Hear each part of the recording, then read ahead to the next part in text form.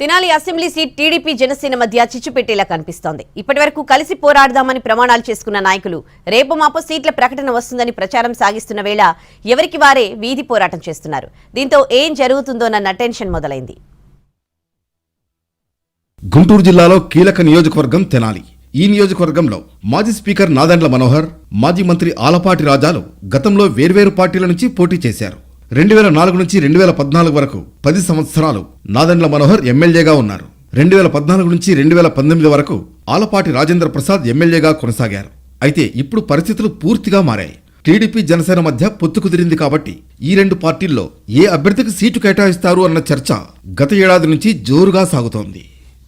వాస్తవానికి టీడీపీ జనసేన పొత్తు కుదరక ముందు నుంచే ఇక్కడ సీటుపై పోటీ పెరిగింది. పొత్తు కుదిరిన తర్వాత ఆ వ్యవహారం మరింత ముదిరింది. ఆత్మీయ సమావేశం పేరుతో మనోహర్, రాజాలు ఒకే వేదికపై కనిపించారు.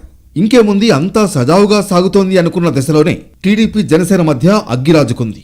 సీటు ఆలపాటి రాజాకు కేటాయించాలని టీడీపీ వర్గాలు, జనసేనకే కేటాయించాలని మనోహర్ వర్గం పట్టుబడుతున్నాయి.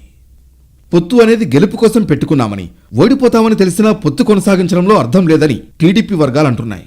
తెనాలిలో రాజాకు సీటు కేటాయించకపోతే ఓటమి ఎదురవుతుందని, అలాంటి ఎన్నికల్లో తాము పనిచేయాల్సిన అవసరం లేదన్నది తమ్ముళ్ల మాట. రాజాకు సీటు కేటాయించకపోతే మూకుమ్మడి రాజీనామాలకు సిద్ధంగా ఉన్నామని కౌన్సిలర్లు, ప్రజాప్రతినిధులు హెచ్చరిస్తున్నారు. మరోవైపు జనసేన కూడా చాప కింద నీరులా పావులు కదుపుతోంది. నాదెండ్ల మనోహర్ ఆత్మీయ సమావేశాలు నిర్వహిస్తున్నారు. మొత్తానికి పచ్చని కాపురంలో తెనాలి ఎలాంటి చిచ్చు పెడుతుందోనన్న టెన్షన్ వెంటాడుతోంది.